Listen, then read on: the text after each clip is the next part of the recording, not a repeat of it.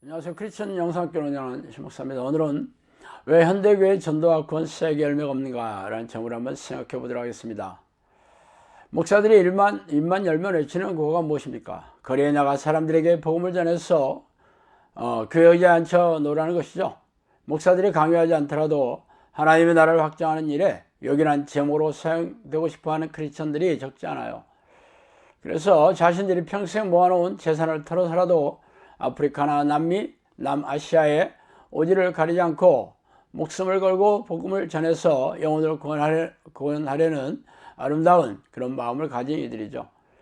멀리 보지 않더라도 우리네 주변에도 하나님을 믿지 않는 불쌍한 영혼들이 적지 않습니다. 그들이 우리가 사랑하는 가족일 수도 있고 친구나 친척, 이웃이기도 하죠.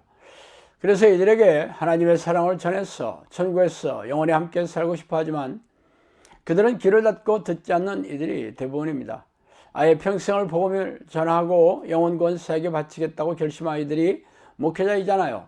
이들은 고등학교를 졸업하자마자 신학교에 들어간 열정적인 젊은이들이며 잘 나갔던 직장과 사업을 지푸라기처럼 버리고 신학교에 입학한 중년들도 적지 않아요.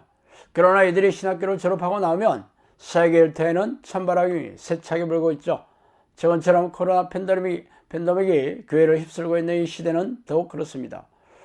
교인들이 몇 명에서 몇십 명 수준인 소규모의 교회들은 점점 교회 문을 닫고 있으며 중견 교회들도 수많은 교인들이 교회를 떠나고 있죠. 그러나 미래는 더욱 암울하다는 것을 불보듯 환한 일입니다. 교인들이 점점 줄어가는 마당에 개척교회를 시작하는 것은 화약을 쥐고 불 속에 뛰어드는 것처럼 어리석게 보일 정도죠. 그래서 오늘은 왜 현대교회의 목사들과 희생적인 교인들의 사역에 열매가 없는지 한번 천천히 살펴보고 싶습니다. 또 이르시되 너희는 온 천하에 다니며 만민에게 복음을 전파하라. 믿고 세례를 받는 사람은 구원을 얻을 것이요 믿지 않은 사람은 정죄를 받으리라. 믿는 자들에게는 이러한 표적이 따르리니 곧 그들이 내 이름으로 귀신을 쫓아내며 세번을 말하며 뱀을 집어올리며 무슨 독을 마실지라도 해를 받지 않냐며 병든 사람에게 손을 얹은 즉 나으리라 하시더라. 주 예수께서 말씀을 마치신 후에 하늘로 올려지사 하나님 우편에 앉으시니라. 제자들이 나가 들어 전파할세 주께서 함께 역사하사 그 따르는 표적으로 말씀을 확실히 증언하시느니라. 마가복음 16장 15절에서 20절 말씀입니다. 이 구절은 예수님께서 승천하시면서 제자들에게 유언으로 명령하신 말씀이죠. 그 내용은 아시다시피 복음을 전파하여 성령 세례를 주면서 천국에 드릴 백성들을 모으라는 약속입니다. 자, 말씀입니다. 그러면서 전도의 수단으로 말씀하신 도구가 바로 성령의 능력으로 하라는 것이었죠. 그래서 믿음의 표적으로 귀신을 쫓아내고 질병을 치유하는 성령의 능력이 나타나는 것이며 사도들과 제자들은 그 명령대로 복음을 전파하자 따르는 표적으로 예수의 말씀을 증명했다고 기록하고 있습니다. 또 이방인들의 선교를 위해 특별하게 사용하신 사도 바울의 사역을 한번 살펴보도록 하겠습니다. 그리스도께서 이방인들을 순종하게 하기 위하여 나를 통하여 역사하신 것 외에는 내가 감히 말하지 아니하노라. 그 이런 말과 행위로 표적과 기사의 능력으로 성령의 능력으로 이루어졌으며 그리하여 내가 예루살렘으로부터 두루 행하여 일루리온까지 그리스도의 복음을 편만하게 전하였노라. 로마서 15장 18절 19절입니다.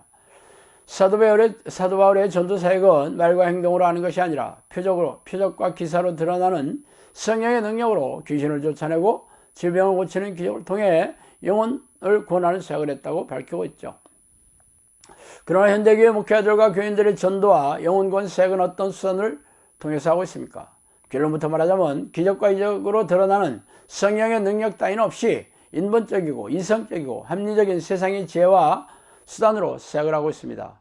그렇다면 예수의 명령을 부정하고 사도행전에서 밝힌 성령의 역사를 외면하는 이유가 무엇입니까? 현대교회 목회자들은 사도행전에 기록된 성령의 역사는 초대교회에 끝났다는 신학자들의 주장을 교단 교리로 가르치고 있기 때문이죠. 그래서 성경이 완성된 이 시대는 귀신을 쫓아내며 질병을 치유하는 등의 기적과 이적으로 드러나는 성령의 역사는 더 이상 필요 없다고 잘라 말하고 있습니다.